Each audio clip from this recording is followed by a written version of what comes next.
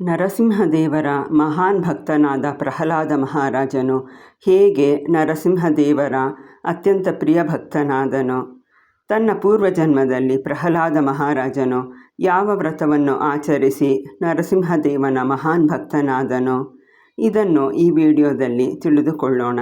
Hare Krishna. ISKCON founder ಆಚಾರ್ಯ ಜಗದ್ಗುರು ಶ್ರೀಲ ಪ್ರಭುಪಾದ್ ಕಿ ಜೈ. ಎಲ್ಲರಿಗೂ ಶ್ರೀ ನರಸಿಂಹ ಚತುರ್ದಶಿಯ ಶುಭಾಶಯಗಳು. ಈ ಚಿತ್ರದಲ್ಲಿ ನೋಡುತ್ತಿರುವಂತೆ ತನ್ನ ಭಕ್ತನಾದ ಪ್ರಹ್ಲಾದನ ಮಾತನ್ನು ನಿಜ ಮಾಡುವ ಸಲುವಾಗಿ ನರಸಿಂಹದೇವನು ಅತ್ಯಂತ ಘೋರವಾಗಿ ಗರ್ಜಿಸುತ್ತಾ ಒಂದು ಕಂಬದಿಂದ ಪ್ರಕಟವಾದನು. ಮತ್ತು ಈ ಚಿತ್ರದಲ್ಲಿ ನೋಡುತ್ತಿರುವಂತೆ ಪ್ರಹ್ಲಾದನನ್ನು ರಕ್ಷಿಸುವ ಸಲುವಾಗಿ ನರಸಿಂಹದೇವನು ಪ್ರಹ್ಲಾದನ ತಂದೆಯಾದ ಮಹಾನ್ ಅಸುರನಾದ ಹಿರಣ್ಯಕಶಿಪುವನ್ನು ಕೊಂದನು. ಆದರೆ ಹಿರಣ್ಯಕಶಿಪುವನ್ನು ಕೊಂದ ನಂತರವೂ ನರಸಿಂಹದೇವನ ಕೋಪವು ತಗ್ಗಲಿಲ್ಲ. ನರಸಿಂಹದೇವನು ಎಷ್ಟು ಜೋರಾಗಿ ಗರ್ಜಿಸುತ್ತಿದ್ದನೆಂದರೆ ಅಲ್ಲಿ ನೆರೆದಿದ್ದ ದೇವತೆಗಳಲ್ಲಿ ಯಾರಿಗೂ ಅವನ ಬಳಿ ಹೋಗಲು ಧೈರ್ಯವಾಗಲಿಲ್ಲ. ಸ್ವತಃ ನರಸಿಂಹನ ಪ್ರಿಯ ಪತ್ನಿಯಾದ ಲಕ್ಷ್ಮೀದೇವಿಗೂ ತನ್ನ ಪತಿಯ ಬಳಿ ಹೋಗುವ ಧೈರ್ಯವಾಗಲಿಲ್ಲ. ಆಗ ಅಲ್ಲಿ ನೆರೆದಿದ್ದ ಎಲ್ಲ ದೇವತೆಗಳೂ ಸೇರಿ ಚಿಕ್ಕ ಬಾಲಕನಾದ ಪ್ರಹ್ಲಾದನನ್ನು ನರಸಿಂಹದೇವನ ಬಳಿ ಕಳುಹಿಸಿದರು. ಪ್ರಹ್ಲಾದನು ನರಸಿಂಹದೇವನ ಬಳಿ ಹೋಗಿ ತನ್ನ ಪ್ರಣಾಮಗಳನ್ನು ಅರ್ಪಿಸಿದನು. ಆಗ ನರಸಿಂಹದೇವನು ಕೂಡಲೇ ಶಾಂತನಾಗಿ ಈ ಚಿತ್ರಗಳಲ್ಲಿ ನೋಡುತ್ತಿರುವಂತೆ ಪ್ರಹ್ಲಾದನನ್ನು ಸಾಂತ್ವನಗೊಳಿಸಿದನು. ಆಗ ಪ್ರಹ್ಲಾದನು ತಾನು ಹೇಗೆ ನಿಮ್ಮ ಪ್ರಿಯ ಭಕ್ತನಾದೆನೋ ಎಂದು ನರಸಿಂಹದೇವನನ್ನು ಪ್ರಶ್ನಿಸಿದನು. ಆಗ ನರಸಿಂಹದೇವನು ಪ್ರಹ್ಲಾದನ ಪೂರ್ವಜನ್ಮದ ಬಗ್ಗೆ ಹೇಳಿದನು.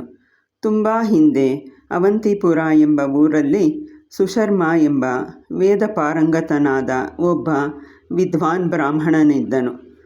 ಅವನು ಒಬ್ಬ ಬ್ರಾಹ್ಮಣನು ಮಾಡಬೇಕಾದ ಎಲ್ಲ ಕಾರ್ಯಗಳನ್ನು, ಅಂದರೆ ವೇದಾಧ್ಯಯನ, ಇತರರಿಗೆ ವೇದಜ್ಞಾನವನ್ನು ಕೊಡುವುದು, ಯಜ್ಞಾಚರಣೆ ಮುಂತಾದ ಎಲ್ಲ ಕಾರ್ಯಗಳನ್ನು ಕಟ್ಟುನಿಟ್ಟಾಗಿ ಮಾಡುತ್ತಿದ್ದನು.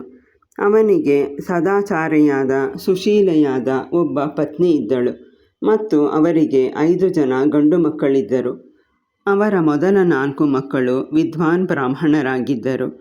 ತಮ್ಮ ತಂದೆಯಂತೆಯೇ ಸದಾಚಾರಿಗಳಾಗಿದ್ದರು ಮತ್ತು ತಂದೆ ತಾಯಿಯರ ಸೇವೆ ಮಾಡುತ್ತಿದ್ದರು. ಆದರೆ ಅವರ ಕೊನೆಯ, ಅಂದರೆ 5ನೇ ಮಗನು ಅಪ್ರಯೋಜಕನಾಗಿದ್ದನು. ಹಗಲು ರಾತ್ರಿ ಕುಡಿಯುತ್ತಿದ್ದನು, ಕಳ್ಳತನ ಮಾಡುತ್ತಿದ್ದನು. ಇಷ್ಟೇ ಅಲ್ಲದೆ ಒಬ್ಬ ನರ್ತಕಿ ವೇಶ್ಯೆಯ ಸಂಗ ಮಾಡುತ್ತಿದ್ದನು.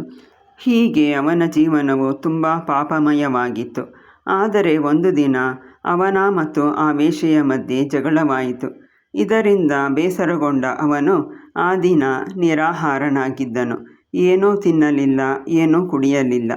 ಆದರೆ ಅವನ ಸುದೈವವೆಂದರೆ ಆ ದಿನ ನರಸಿಂಹ ಚತುರ್ದಶಿಯಾಗಿತ್ತು.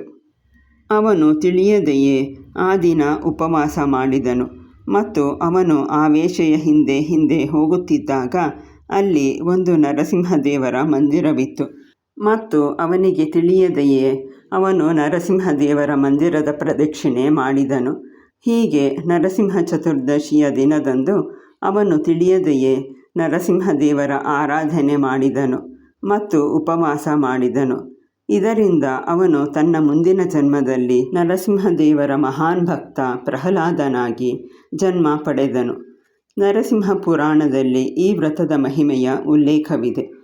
ಆದ್ದರಿಂದ ನರಸಿಂಹ ಚತುರ್ದಶಿಯ ದಿನದಂದು ಸೂರ್ಯಾಸ್ತದವರೆಗೆ ಉಪವಾಸ ಮಾಡಿ ನರಸಿಂಹದೇವರ ಪೂಜೆ ಆರತಿ ಮಾಡಬೇಕು.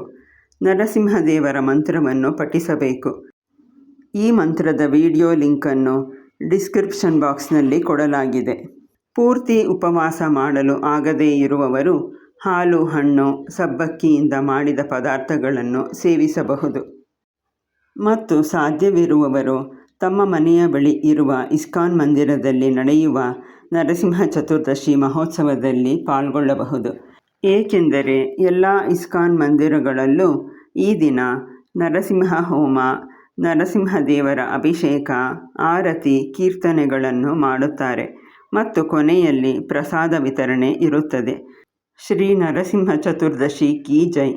ಸರ್ವ ವಿಘ್ನ ವಿನಾಶಕ ನರಸಿಂಹದೇವ ಭಗವಾನ ಕಿ ಜೈ. ಹರೇ ಕೃಷ್ಣ.